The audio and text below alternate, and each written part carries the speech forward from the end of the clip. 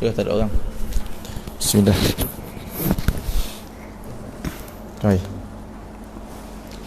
Baik, bismillahirrahmanirrahim. Alhamdulillahi rabbil alamin. Wassalatu wassalamu ala asyrafil anbiya'i wal mursalin wa ala alihi wa sahbihi ajma'in. Subhanaka la ilma lana illa ma 'allamtana innaka antal alimul hakim. Wa tub 'alaina ya maulana innaka antat tawwabur rahim. Allahumma salli wa sallim ala sayyidina Muhammad الفاتح لما أغلق والخاتم لما سبق ناصر الحق بالحق والهادي إلى صراطك المستقيم وعلى آله حق قدره ومقداره العظيم.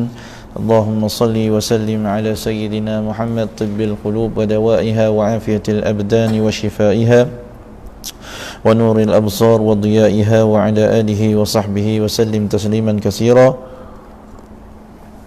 أما بعد، نويت التعلم والتعليم والتذكر والتذكير والنفع والانتفاع والإفادة والاستفادة والحث على التمسك بكتاب الله وسنة رسوله صلى الله عليه وعلى آله وصحبه وسلم، والدعاء إلى الهدى والدلالة على الخير ابتغاء وجه الله ومرضاته وقربه وثوابه من الله سبحانه وتعالى. Jadi Al-Imam Abdullah bin Alawi Al-Haddad, dia sama dalam pengajian dia kan. Jadi pertama sekali kalau kita tengok niat dia niat at-ta'allum wa ta'lim. Saja aku niat belajar dan juga mengajar. Yang kedua, dia niat at-tadhakkur wa tadhkir, nak mengingati ilmu dan juga nak mengingatkan pada orang. Kita niat supaya kita belajar untuk kita nak mengingatkan diri kita dan supaya kita dapat ingat orang lain. Yang ketiga, dia niat an-nafa' wal intifa'. Kita sentiasa mengambil munafaat. Belajar niat apa? Niat nak ambil munafaat. Wal intifa', dan niat untuk nak memberikan manfaat. Kemudian niat al-ifadah wal istifadah. Niat untuk al-ifadah, nak memberi faedah kepada orang.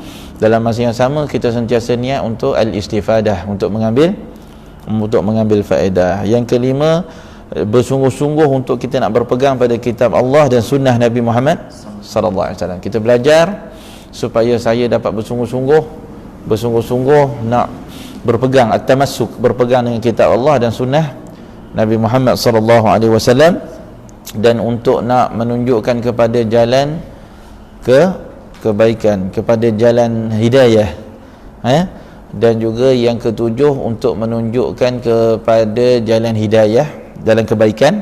Dan yang ke-8, ibtigha' wajhillah, semata-mata kerana Allah, nak dekat diri dengan Allah Subhanahu wa taala, wa thawabihi minallah, dan nak mendapatkan pahala di sisi Allah Subhanahu wa taala. Jadi mudah-mudahan apa yang kita niatkan ni Allah Subhanahu wa taala terima insya-Allah sebagai satu niat yang soleh. Bila kita mengaji, kita niat agar Allah Subhanahu wa taala dia terima niat kita sebagaimana niat Al-Imam Abdullah bin Alawi Al-Haddad rahimahullah subhanahu wa ta'ala. Baik, kita kepada bait Kitab Az-Zubat ni.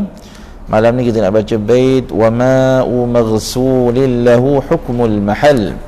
Bait yang ke-100 Qala al-musannifu rahimahullah subhanahu wa ta'ala wa nafa'ana Allahu bihi wa bi'ulumihi fid darain. Wa ma'u maghsulin lahu hukmul mahal idh la taghayyurun bihi hina fasal. وَلْيُعْفَى عَنْ نَزْرِ دَمٍ وَقَيْحِ مِنْ بَسْرَةٍ وَدُمَّلٍ وَقَرْحِ.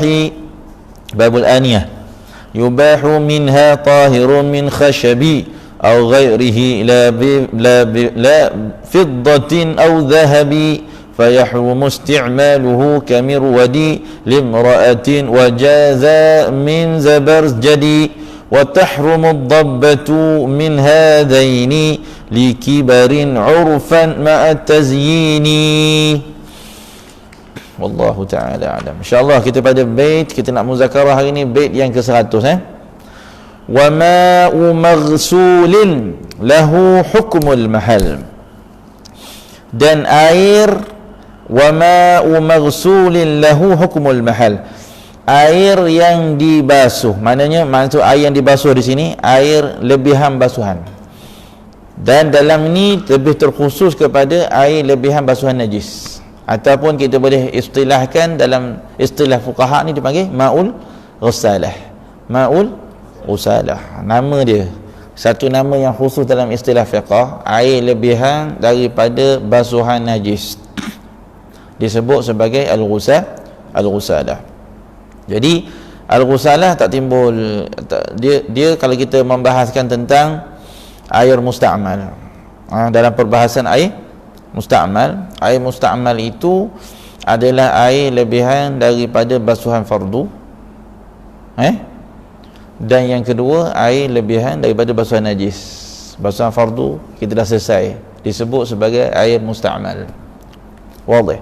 Tetapi boleh terjadi juga air musta'mal,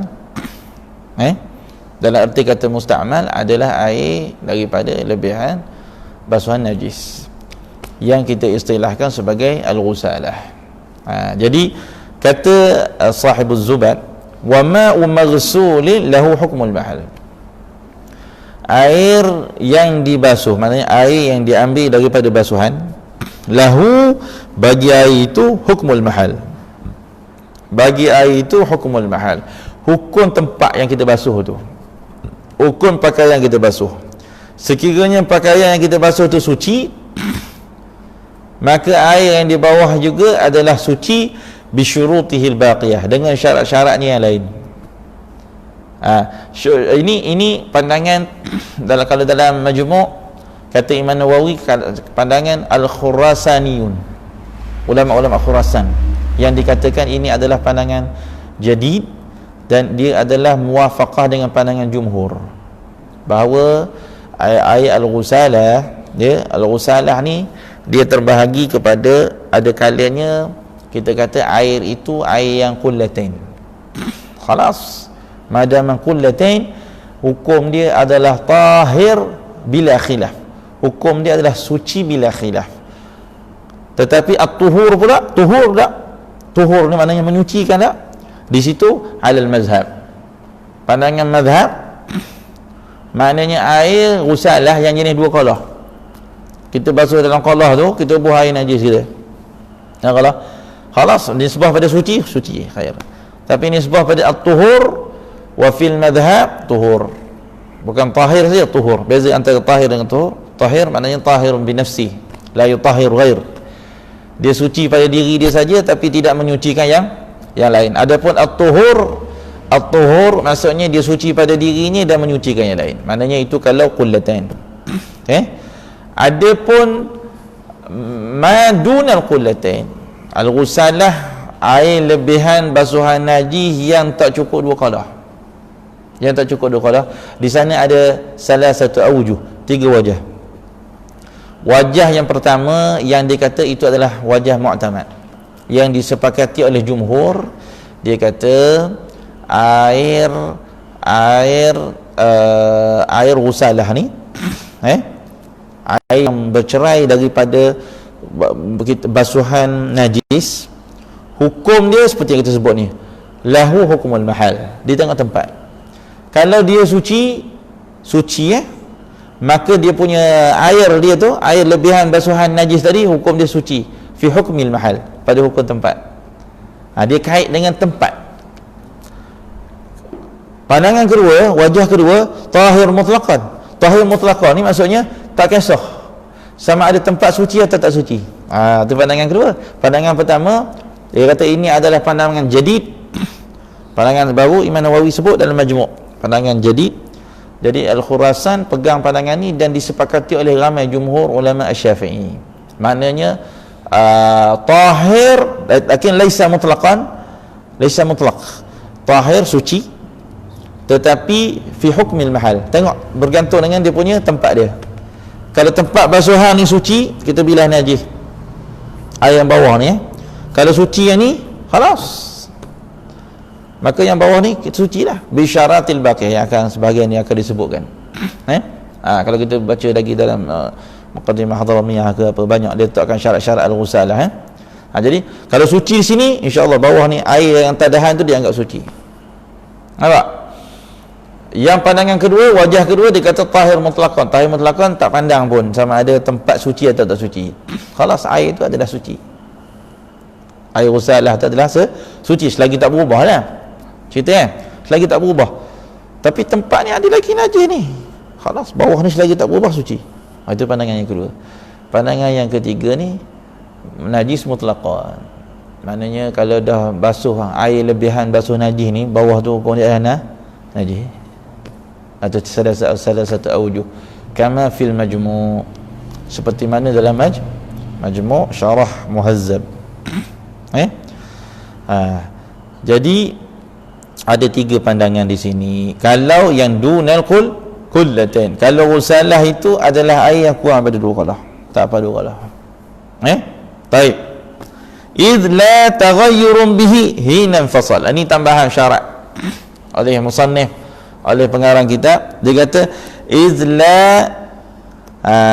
idla taghayyurun bihi hina infasal, taktala tidak ada berlaku, tidak ada perubahan dengannya, dengan air itu hina infasal. Maknanya sekiranya air bawah tadahang tadi al-ghusalah itu sekiranya berubah warna, rasa dan juga bau dia, maka pada ketika itu dihukumkan bahawa air ghusalah itu bukanlah musta'mal, hukum dia mutanajis. Itu itu seperti mana yang disebutkan dalam Mutawwalat lah. Ada lagi kitab-kitab lain. Apa kalau kita buka Taqrirat Sadidah, apa lagi? Ghusalah banyak syarat ghusalah. Ini baru 2. Satu syarat dia mesti ini kain ni mesti suci, bawah dia baru hukum suci. Yang kedua, bawah ni tidak ada yang kedua bawah ni yang kedua tidak ada perubahan. Jangan ada bawahnya dia kuning, khalas itu najis. Apa lagi usaha syarat dia? Kalau dalam Taqrirat Sadidah dia kata disyaratkan bawah ni nak jadi hukum musta'mal, hukum tahir, bawah ni tahir, disyaratkan bahawa alla yazid waznuh, tak bertambah sukatan dia. Jangan bertambah sukatan dia. Mana kalau bertambah sukatan, maksudnya najis tu yang jatuh tu terlalu banyak sampai sukatan dia bertambah. Maknanya sukatan dia mesti sama ataupun kurang. Kena ambil kira apa yang diistisyrabkan, apa yang disedut oleh kain tadi. Mesti berkurangan pada ketika itu tambahan ulama pada syarat-syarat al-ghusalah. Kalau tak cukup syarat ni, maka hukumnya pada ketika itu adalah najis. Okey.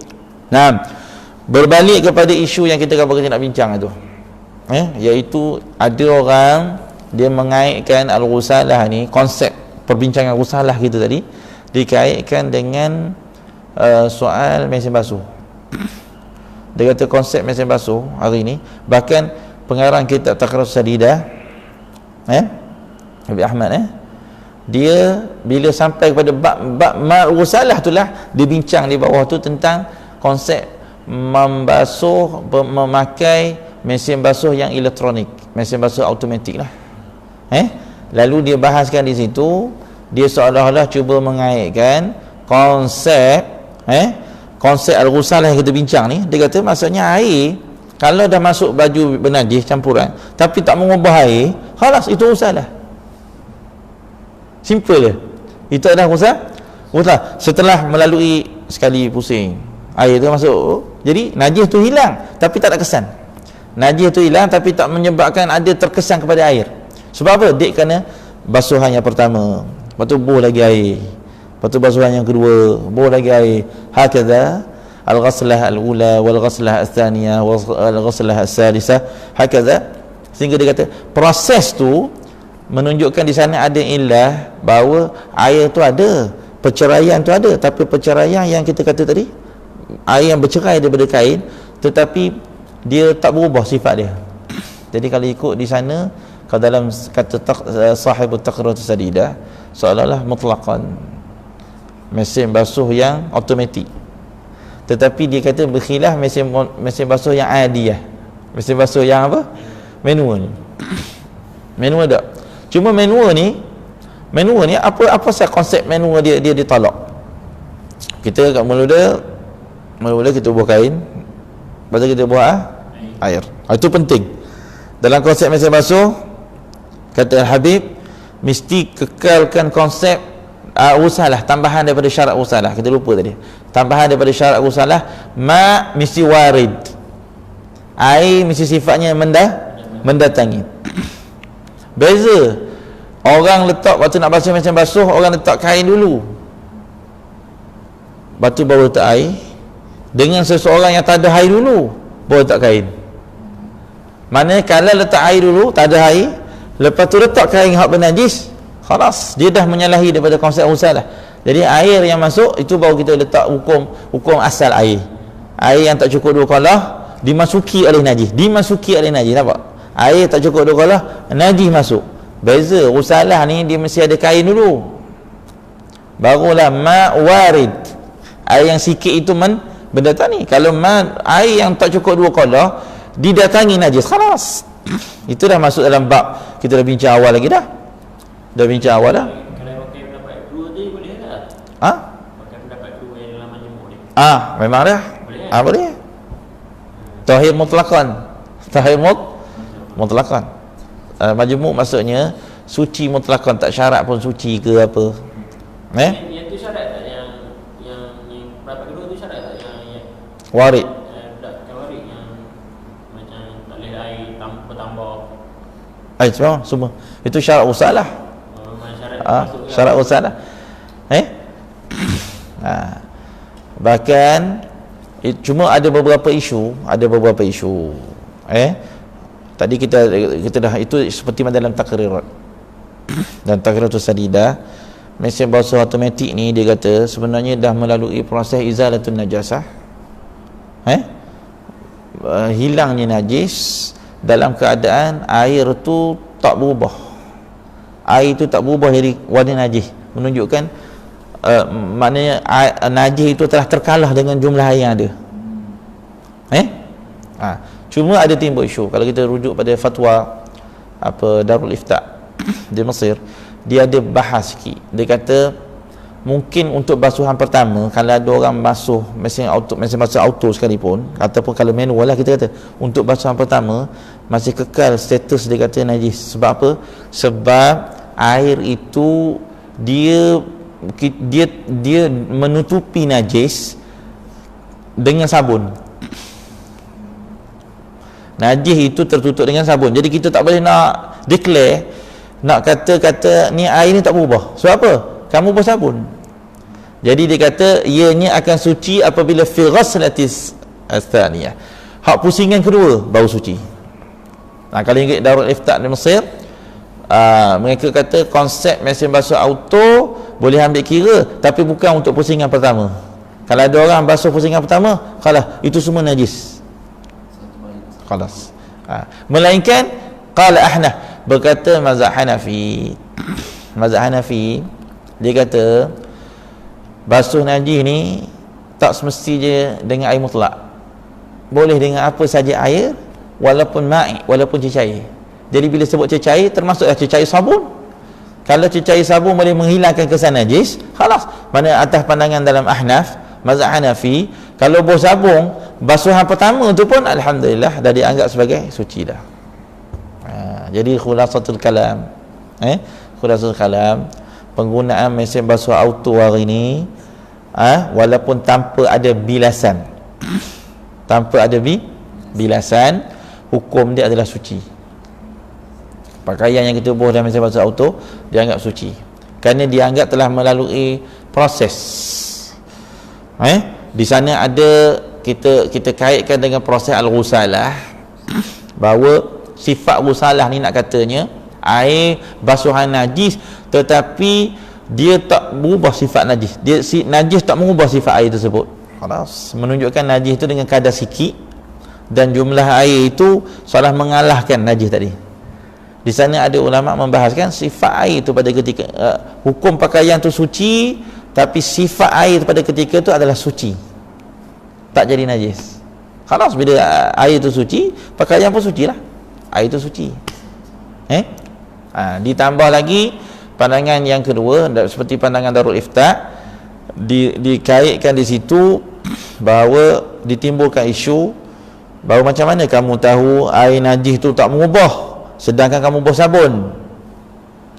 Jadi dia kata pandangan basuhan pusingan pertama tu kita anggap masih belum suci, tapi pada pusingan kedua, ketiga mesti basuh berapa kali pusing? 3 kali. Halas. Pandangan kedua, yang kedua dah tak ada sabun. Dan mana najis ada kesan najis? Tak ada. Ya khair, suci. Dan pandangan ketiga yang nak mengukuhkan lagi, di sana ada pandangan dalam mazhab Imam Abu Hanifah bahawasanya nak izalatun najasah la yahtaj ilal ma'ul mutlaq, tak berhajat kepada air mutlak, bahkan dia boleh menghilangkan najis walau bi ayyi ma'i, walau dengan apa jua cair. Jadi di sini konsep sabun boleh diterima, sabun. Jadi khulasatul kalam itu khulasah dia. Cuma dalam Darul Ifta di Azhar di Mesir, dia katalah min babul ihtiyat, dalam bab ihtiyat kita ni mengambil langkah berjaga. Basuhlah dulu kesan najis dulu sebelum masukkan dalam mesin. Basuh. Ni orang kata khalas khurujan minal khilaf mustahab, keluar daripada kekhilafan. Kalau tempat najis ada kat pakaian kita ni, kalau kita basuh sikit, jangan basuh semua, basuh tempat najis je, atas najis. Ataupun kalau rasa tak tahu tapi pakaian ni bernajis, khalas basuh semua, basuh selai tu sudah lah, jangan bilas semua. Bilas maknanya dia kata bilas sebelum basuh, buang kesal, ya kesal semua masuk. Yang ni khurujan minal khilaf lah, keluar daripada kekhilafan. Bagi orang yang rajin, orang malah macam kita ni, bismillah, lagi ada qaul, lagi ada pandangan, jadi menguatkan lagi kemalasan tersebut. Dulu saya tak tahu saya buat ni. Bila memang dia ambil agama kita waktu belajar terpindah dia ambil agama tu yang mendapat muqabil asah dalam mazhab dia. Muqabil asah dia kata apa? Gendang macam tu. Muqabil asah. Kita dalam kitab Minhaj. Kita gendang dia suci dia. Sebab dianggap, iyalah, sebab dianggap sebagai inilah. Dia pakai pendapat yang dulu tadi. Iyalah. Nampak? Dianggap bahawa menunjukkan air tak berubah. Sebab pandangan pertama tu hak seperti pandangan yang dipegang oleh mu'tamad dalam mazhab Syafi'i, wa ma'u marsulin lahu hukmul mahal. Penting, mahal tu penting. Kalau mahal suci, maka air yang di bawah, air yang bersama dengan dia bawah dia suci. Kalau mahal lagi mahal tak suci, lagi tak suci. Itu yang mu'tamad. Tapi tadi ada pandangan tahir mutlaqan, tak suci pun ya khair. Naam. Baik. Wal yu'fa an nazri damin wa qayhin min basratin wa dummalin wa qarh. Ini bait yang ke-101. Dia kata wal yu'fa, maka dimaafkan. Ini nak cerita dalam perbincangan perbahasan najis-najis, antara najis yang dimaafkan oleh syarak. Kita dah cerita pasal najis, tapi ada najis yang dimaafkan. Apa najis dimaafkan? Wal yu'fa an nazr. Nazr maksudnya qalil, sikit. Wal yu'fa, dimaafkan daripada sikit. Imam Nawawi sama sebut, bila sebut kata sikit, yarji' ila al-uruf, kembali kepada uruf, dia tak ada sukatan. Dalam Minhaj, Imam Nawawi sering, setiap kali ada bandingan antara sikit dengan banyak, maka dia kata dikembalikan kepada uruf, dia tak ada sukat. Apa yang kita lihat uruf, daripada urufun nas, manusia tengok benda tu sikit. Uruf ni, penilaian manusia ni memang ada sebenarnya dengan kita, betul tak? Kalau kereta aksiden, kemek sikit, kemek banyak tu kita suka selalu dah. Berapa inci tak tahu. Kalau Ustaz tunjuk kepada kamu, ada orang langgar belakang, sikit Ustaz. Tahu mana sikit? Sekali pandang dia dah boleh suka, sikit. Tapi kalau dah banyak, tak ada nak khabar sikit.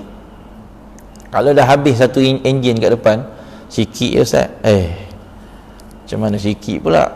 Benda yang sikit tak ada nak kata banyak, benda banyak tak ada kata sikit. Itu uruf. Banyak dikembalikan kepada uruf. Jadi sikit di sini uruf lah. Sikit, ada sikit. Adam, darah. Waqaih, nanah. darah yang sikit kat sembahyang, dekat dalam sembahyang ada darah sikit, khalas yu'fa, dimaafkan. Wa qayh, dan juga nanah min basratin, min basrah, basrah maksudnya adalah jerawat, min basrah.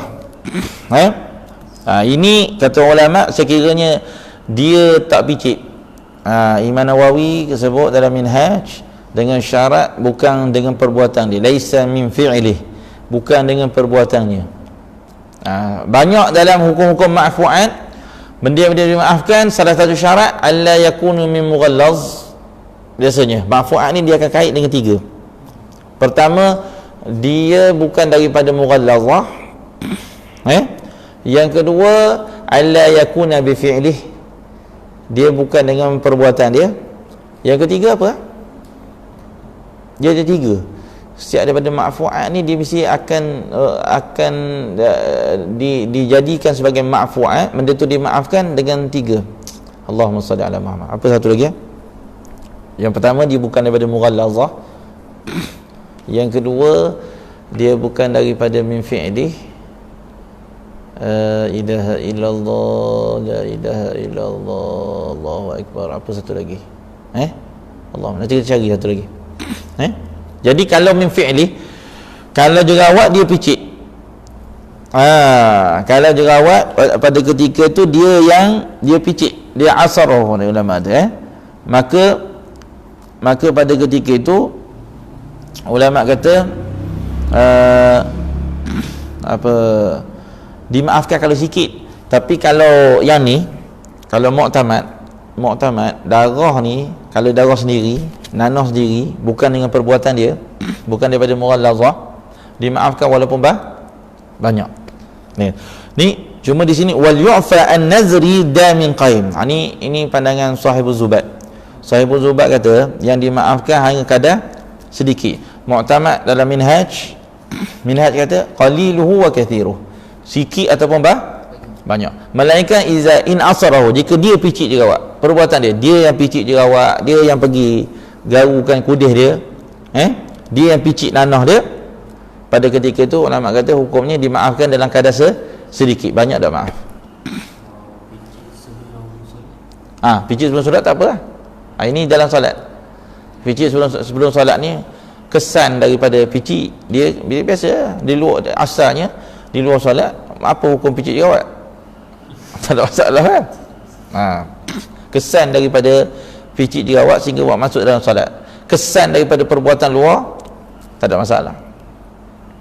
Sebelum masuk dalam ihram kita pakai wangi-wangian, kesan daripada wangian tadi semerbak sehingga selepas daripada ihram, la yadur, dia tak beri mudarat. Baik. Dia makfu ni Ustaz, tapi tak najis kan? Dia makfu saja. Makfu, dia najis tapi makfu.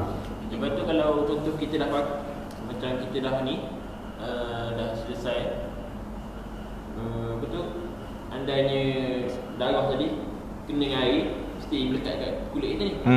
Jadi wajib tak kita basuh kulit kita? Tak, kalau makfu, makfu tak kira. Dimaafkanlah. Tak kira keadaan mana-mana. Dimaafkanlah. Maaf. Kita dah semayang sekali lagi. Ya, maafu. Ada. Mana sikit tu dimaafkan. Baik. Kemudian dia kata min basrah jerawat wa dum, bisul wa dum wa qarh. Al-qarh luka, ada luka-luka. Jadi air bisa, air nanah, itu semua kata Sahibuz Zubat di sini seolah-olah dia nak kata dimaafkan daripada sedikit. Tapi kalau kita rujuk dalam minhaj, ni ada khilaf lah, isu yang ada khilaf lah. Wallazi sahhahahu an-Nawawi huwa al-'afwu an qalili wa kathiruh wa in intashara bi'arq. Walaupun dia jadi mengalir, jadi mengebak dengan sebab peluh. Maknanya itu mu'tamad indana fi minhajut talibin. Dalam minhajut talibin, darah, nanah, air bisa dimaafkan banyak ataupun penuh. Tapi hak kita alla yakuna min ajanib. Dia satu lagi tu. Dia alla yakhtalit bil ghair. Tiga dia. Marfu'at ni dia dengan tiga syarat. Pertama, alla yakuna min mughallaz. Dia bukan pada mughallazah. Kalau mughallazah tak ada marfu wala sikit. Darah apa ni? Darah anjing. Darah apa ni? Darah khinzir. Khalas. Mazhab mu'tamad dalam mazhab. Yang kedua, alla yakuna min fi'lih. Dia bukan daripada perbuatan dia. Kalau dia yang picit, dia maafkan tapi kadar sikit je. Yang ketiga, alla yakhtalit. Dia tak bercampur benda lain. Kalau dah bercampur dengan air, dah campur dengan air, kita basuh ada. Kalau itu dia maafkan dengan kadar sedikit. Kalau peluh tak apa, Imam Nawawi kata. Mu'tamad dimaafkan banyak ataupun sikit kalau cukup tiga syarat dia. Allah yang taqil dalam ba' ni Allah yang taqil tu itu ulama kata hak pindah, hak dimaafkan di sini, hak pindah tu, yang pindah tu itu dimaafkan sikit. Pindah ke tubuh badan lain ke ataupun anggota kita, antara kita. Maksudnya kalau yang darah di sini dimaafkan banyak sikit kat sini, tapi hak pindah daripada sini tu, hak pindah ke anggota ni, hak ni dimaafkan kadar sedikit. Pasal dia tak masuk dalam syarat. Sebab hak ni kekal dimaafkan. Cuma hak ni, hak berpindah ke tempat lain, itu dimaafkan dengan kadar sedikit. Okey? 6. La ilaha illallah. Pindah tu dengan sendiri ke ataupun ni lah? Bukan fa'il ibad. Fa'il orang tu. Bukan fa'il perbuatan orang tu. Dia daripada muka menitik ke sini. Dia tak balik, dia tak jatuh. Okey. Okey. Dia kira pindah ke? Tak, pindah. Bukan dengan perbuatan dia pun. Pindah. Tadi yang dikata tadi, yang dimaafkan daripada sikit, yang dimaafkan sikit saja. Darah ni dimaafkan dengan kadar sikit. Nanah tu sikit. Kalau banyak, batal solat. Itu adalah apa yang diterjihkan oleh Imam Ar-Rafi'i dalam Muharrar. Maknanya kitab asal bagi minhaj. Imam Nawawi ni dia cuba ringkaskan Muharrar, lalu jadilah Minhajut Talibin. Mari Syekh Zakaria Al-Ansari ringkaskan lagi Minhajut Talibin, dinamakan sebagai Manhaj. Syekh Zakaria Al-Ansari. Hebat Syekh Zakaria Al-Ansari ni. Dia ringkaskan Jam'ul Jawami. Sahib Jam'ul Jawami, Imam As-Subki. Imam As-Subki kata, aku dah buat Jam'ul Jawami ni, dia kata, dan aku rasa tak ada orang dah boleh ringkaskan, pasal aku dah kemah dah. Maksudnya aku dah habis kemah. Orang ringkas ni maknanya orang telah buat satu khulasah, kesimpulan. Dah simpul habis dah. Nak simpul apa lagi? Mana kalau kita ikat tadi, ikat siapa dah kecil dah. Nak ikat apa lagi? Dah tersimpul habis dah. Mari Syekh Zakaria Ansari buat lagi, ikhtisarkan lagi Jam'ul Jawami. Buang benda yang sama, datangkan terjih. Sebab kalau Jam'ul Jawami ni dalam kitab usul, Jam'ul Jawami ni dia tak buat satu, dia tak datangkan pandangan mu'tamad, dia banyak qaul. Kalau kita baca Jam'ul Jawami, pandangan satu, pandangan dua, pandangan ketiga. Khalas, apabila mari Syekh Zakaria Al-Ansari rahimahullah subhanahu wa ta'ala, bila dia ikhtisarkan apa dia, Ghayatul Usul, bila dia ikhtisarkan, pada ketika tu dia telah dia buang hak yang pandangan tu, dia ambil pandangan yang mu'tamad.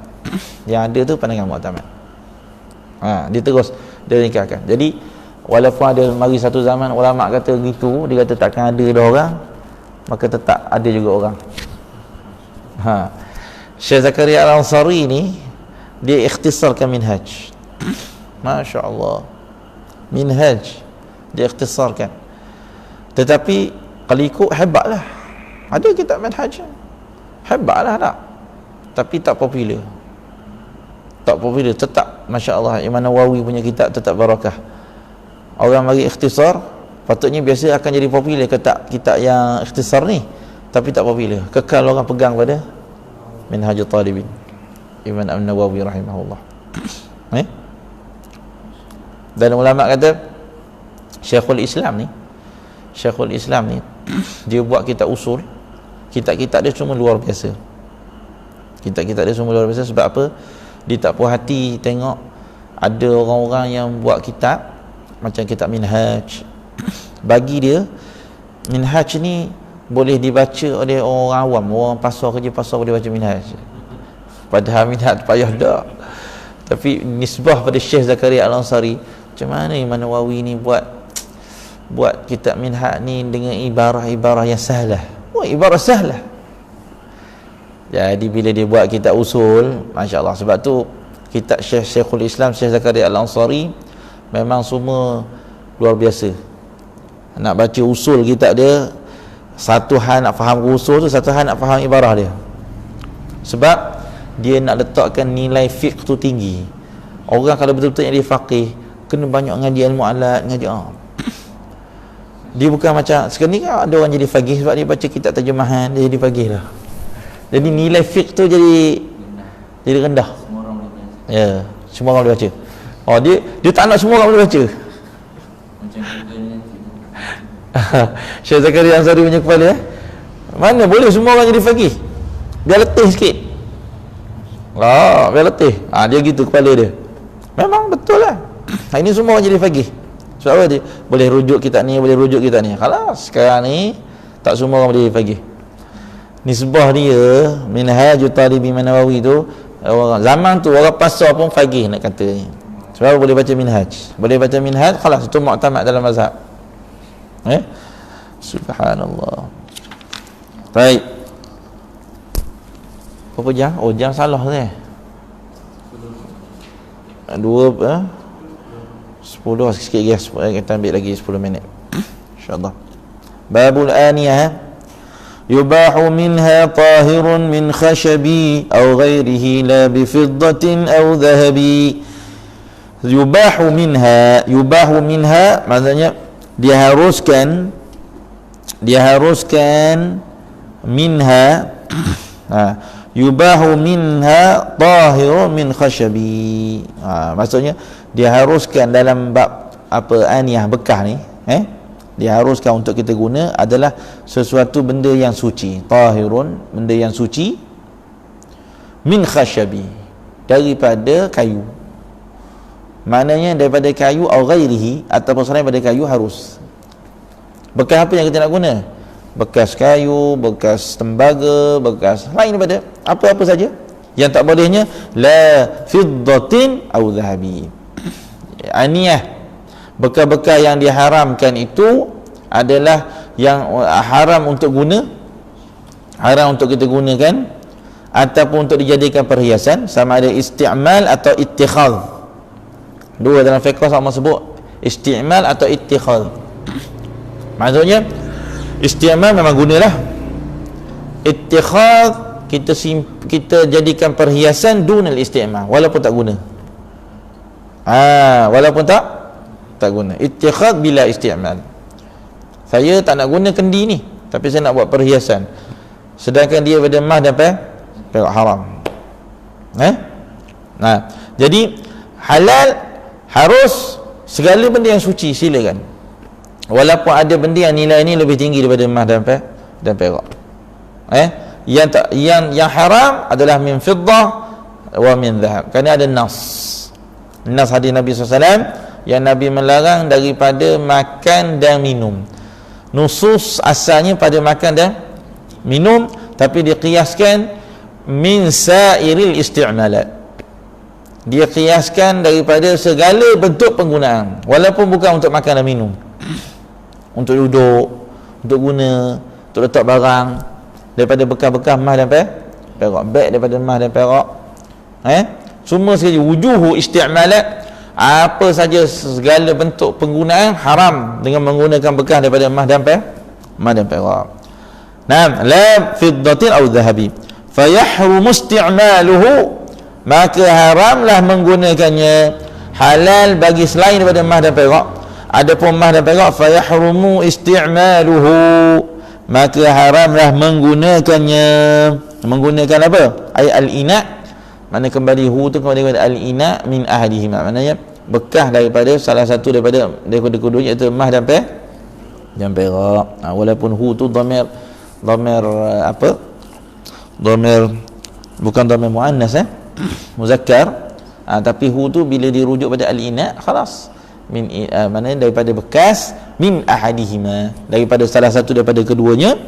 Kamirwadi limra'ah, kamirwad ni apa mana mil, mil ni zaman dulu ni bekas celak, dia punya batang celak dia tu mirwad. Dia zaman sekarang ni je bekas celak siap ada dia punya batang dia sekali yang dia dah boleh gitu kan. Zaman dulu mirwad ni orang nak bawa mari je benda-benda.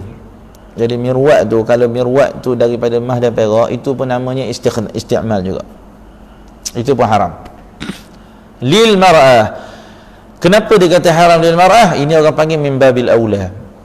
Kalaulah orang perempuan yang asalnya dibenarkan untuk memakai huli, memakai barang-barang perhiasan emas dan perak, tapi dalam bab gunakan bekas emas dan perak, guna dia sebagai jadi barang yang digunakan, bukan barang yang dibuat perhiasan, kalaulah bagi perempuan pun haram, maka min babil aula kepada orang lelaki ataupun khuntha. Dalam bab guna ni semua, laki ke perempuan ke, orang puan tak boleh, walaupun orang puan dia boleh berhias dengan emas dan perak, tapi dia tak boleh nak guna sesuatu bekas daripada emas dan perak. Naam. La ilaha illallah. Wajaza min zabarjad. Wajaza harus kalau datangnya daripada zabarjad. Zabarjad ni tahu zabarjad? Zabarjad ni dia kata dia satu batu yang batu permata, batu yang ada nilai, ataupun ada masyhurnya dia kata ada yang warna hijau, dia ada yang warna kuning. Biasa warna dia warna hijau dan kuning, ataupun kita hari ni panggil zumrud. Kita bahasa Melayu panggil zamrud, Arab panggil az-zumrud. Az-zumarrud gitu, az-zumarrud. Ataupun kita panggil az-zumrud lah, kita panggil zamrud kan. Batu zamrud, masya-Allah nilainya tinggi batu zamrud. Jadi kalau bekas minum daripada zamrud, walaupun nilainya lebih tinggi daripada emas dan perak, hukum dia adalah harus. Naam. Wa tahrumu ad-dhabbah min hazaini. Okey. Dan haramlah ad-dhabbah, haramlah untuk kita menampal dhabbah. Ini masuk pada hukum dhabbah. Kita sekarang ni bukan guna bekas emas dan perak, kita nak guna bekas tembaga tapi nak ditampal. Bekas tu tampal dengan emas, tampal dengan perak. Maka kata Syekh Ibn Ruslan, wa tahrumu adh-dhabbatu min hadaini. Hadaini maknanya emas dan perak. Haram menampal bekas tembaga tapi kita tampal dengan emas dan perak. Haram. Tapi haram banyak mana? Li kibarin urfan ma'atazin. Dua sebab ni, dua ilah ni boleh jadi haram. Li kibar, pertama sekali besar. Tampalan tu tampalan besar. Dari segi uruf, besar pun ambil dari segi uruf. Ni bekas tembaga, okey, tampal besar, satu dari kibar. Bila jadi haram? Kibar ma'atazin, kamu tampal besar dalam keadaan tujuannya adalah untuk berhias. Maksudnya bukan untuk, maknanya sebenarnya bukan nak tampal sangat, tapi nak beri lawa. Jadi bila haram? Dhabbah yang pertama bila haram? Pertama sekali dhabbah ya, pertama awal sekali sebenarnya tampalan dengan emas, khalas. Tampalan kalau dengan emas, tapi ini gayanya, ini gayanya ni. Ini gayanya yang tak muktamad lah ni. Tahu tak?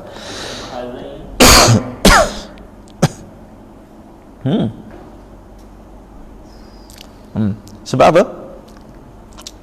Ini gaya tak muktamad. Mana ada qaul ni.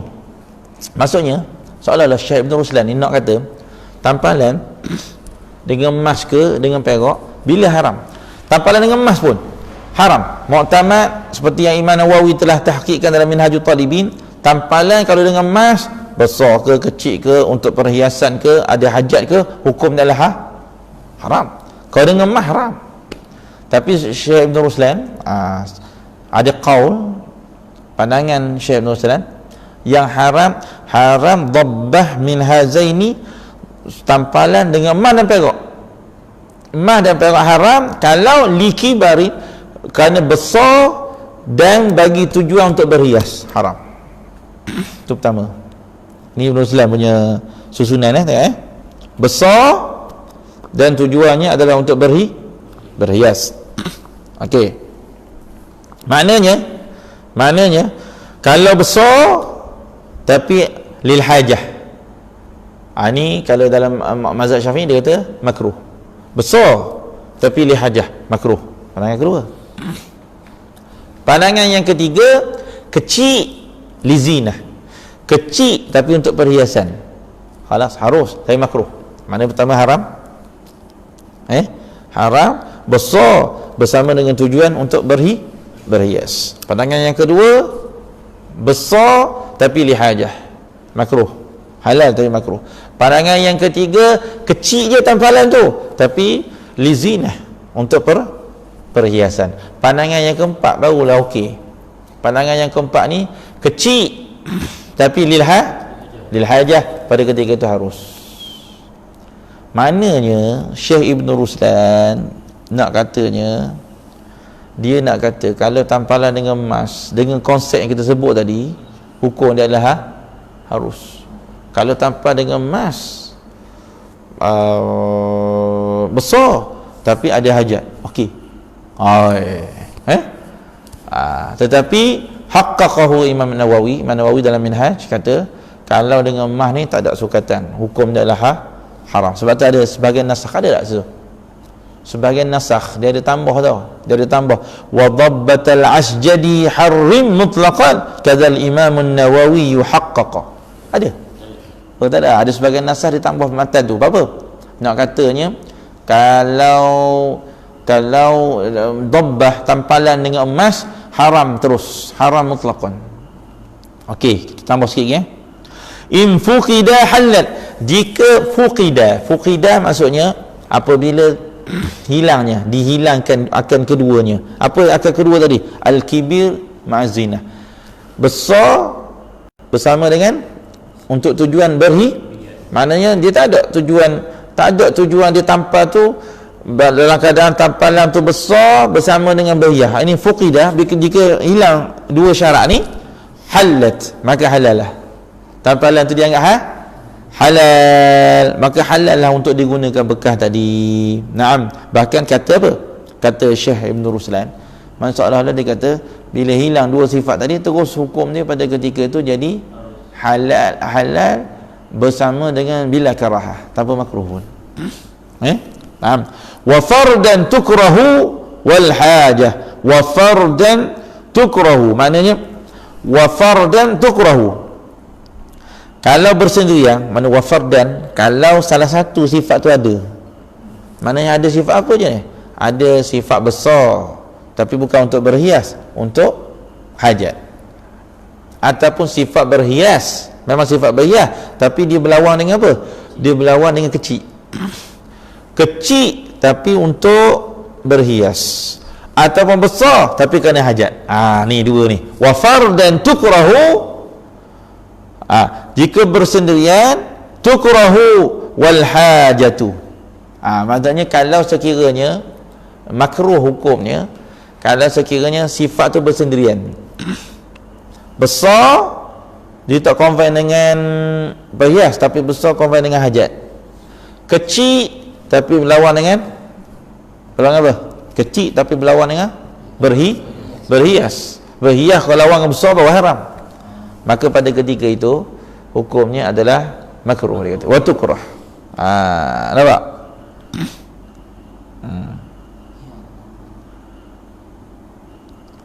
Dia kata wal hajatu, di situ sebenarnya wa fardan tukrah tadi maknanya berlawan. Wal hajatu, apa itu hajat? Yang mana kata tampalan tu kena hajat? Mana ada sebab lah. Macam mana yang dikatakan, apa contoh kita tampal tapi ada hajat? Tampal yang berhajat ni macam mana? Dia kata allati tusawi kasra. Apa nak tusawi? Tusawi ni maksudnya yang nak menutup al-kasrah. Kasrah ni nak menutup kasrah, pecah. Bekas kita ni daripada tembaga pecah. Jadi nak tutup dengan apa? Tutup dengan dhabbah min fiddah, tampalan daripada perak. Maka pada ketika itu kalau besar tapi kerana ada hajat. Apa makna hajat? Dia kata hajat tu seperti nak menutup lubang. Pada ketika itu. Jadi khulasah dia apa? Khulasah dia kalau kita ambil yang mu'tamad dalam mazhab Syafi'i, kama haqqaqahu Imam Nawawi, seperti Imam Nawawi telah tahqiq. Pertama sekali, dhabbah dengan emas hukum dia adalah haram mutlaqan. Ni ada sebahagian nasakh ditambah tu, wa dhabbatal asjad. Asjad ni maknanya emas. Wa dhabbatal asjad haram mutlaqan. Tampalan dengan emas haram sama sekali. Kadzal Imam Nawawi haqqaqah, seperti mana Imam Nawawi telah mentahqiqkan. Jadi tampalan dengan emas ni mu'tamad. Tampalan dengan emas haram mutlaqan. Yang kedua haram juga tampalan dengan perak, yang mu'tamad. Tampalan dengan perak besar dan berserta dengan nak berhias. Maknanya bukan kerana hajat. Haram. Dua haram.